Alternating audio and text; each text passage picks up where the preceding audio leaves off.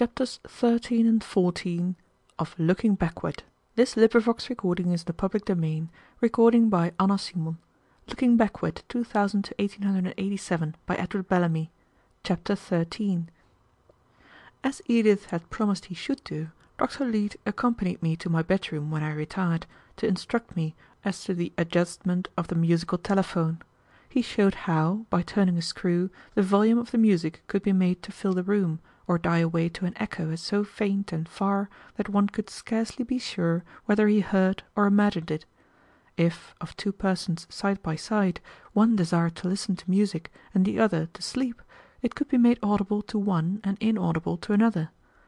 "I should strongly advise you to sleep, if you can, tonight, Mr. West, in preference to listening to the finest tunes in the world," the doctor said, after explaining these points.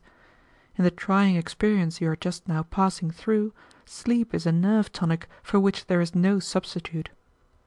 Mindful of what had happened to me that very morning, I promised to heed his counsel. "Very well," he said. "Then I will set the telephone at 8 o'clock." "What do you mean?" I asked. He explained that, by a clockwork combination, a person could arrange to be wakened at any hour by the music.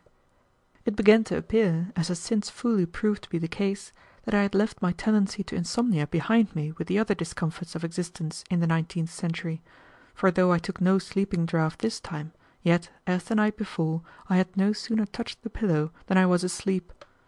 I dreamt that I sat on the throne of the Abencerrages in the magnetic hall of the Alhambra, feasting my lords and generals, who next day were to follow the crescent against the Christian dogs of Spain.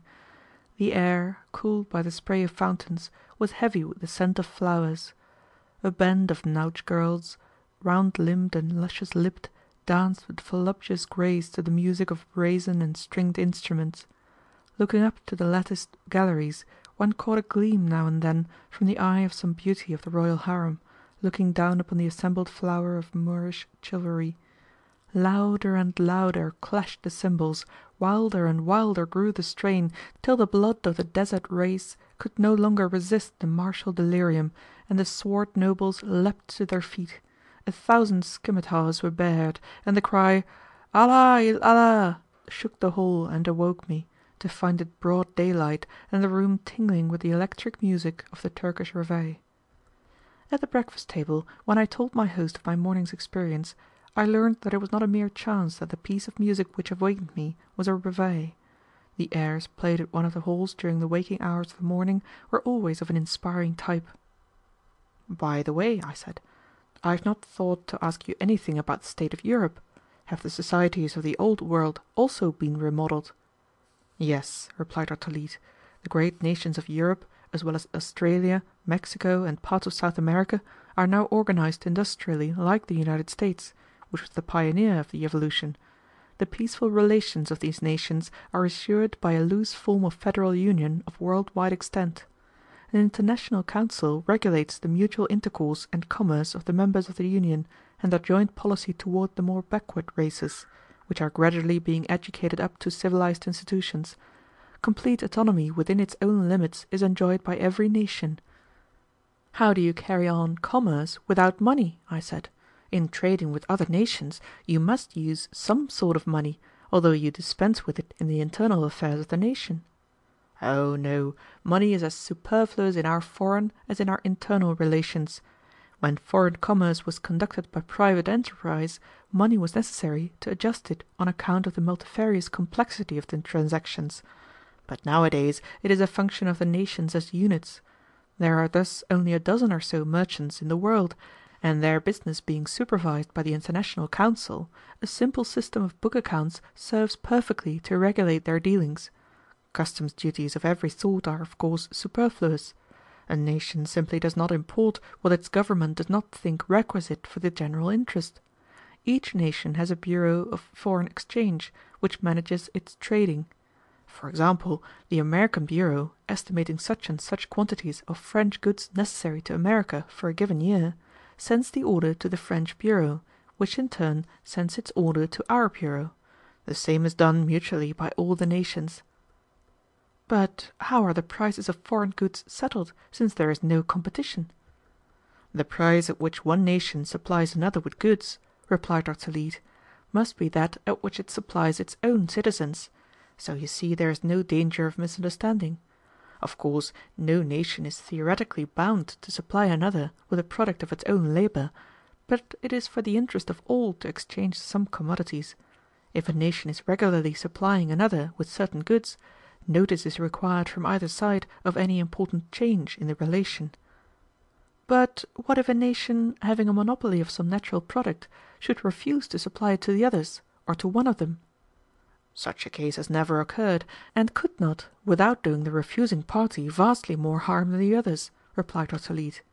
In the first place, no favoritism could be legally shown. The law requires that each nation shall deal with the others in all respects on exactly the same footing. Such a course as you suggest would cut off the nation adopting it from the remaining of the earth for all purposes whatever. The contingency is one that need not give us much anxiety. But, said I, supposing a nation, having a natural monopoly in some product of which it exports more than it consumes, should put the price away up, and thus, without cutting off the supply, make a profit out of its neighbours' necessities. Its own citizens would of course have to pay the higher price on that commodity, but as a body would make more out of foreigners than they would be out of pocket themselves. When you come to know how prices of all commodities are determined nowadays, you will perceive how impossible it is that they could be altered, except with reference to the amount or arduousness of the work required respectively to produce them, was Dr. Leete's reply. This principle is an international as well as a national guarantee, but even without it the sense of community of interest, international as well as national, and the conviction of the folly of selfishness are too deep nowadays to render possible such a piece of sharp practice as you apprehend. You must understand that we all look forward to an eventual unification of the world as one nation. That, no doubt, will be the ultimate form of society, and will realize certain economic advantages over the present federal system of autonomous nations. Meanwhile, however, the present system works so nearly perfectly that we are quite content to leave to posterity the completion of the scheme. There are, indeed, some who hold that it never will be completed, on the ground that the federal plan is not merely a provisional solution of the problem of human society, but the best ultimate solution. How do you manage, I asked, when the books of any two nations do not balance? Supposing we import more from France than we export to her? At the end of each year, replied the doctor, the books of every nation are examined. If France is found in our debt, probably we are in the debt of some nation which owes France, and so on with all the nations. The balances that remain after the accounts have been cleared by the International Council should not be large under our system.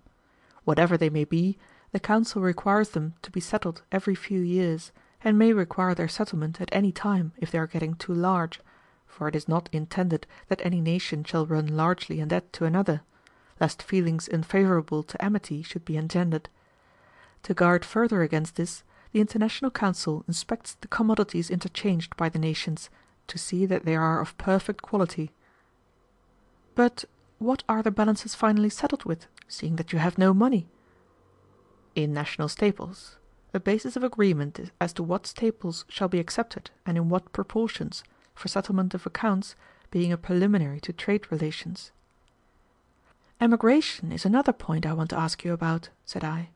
With every nation organized as a close industrial partnership, monopolizing all means of production in the country, the emigrant, even if he were permitted to land, would starve. I suppose there is no emigration nowadays. On the contrary, there is constant emigration, by which I suppose you mean removal to foreign countries for permanent residence, replied Dr. Leete. It is arranged on a simple international arrangement of indemnities.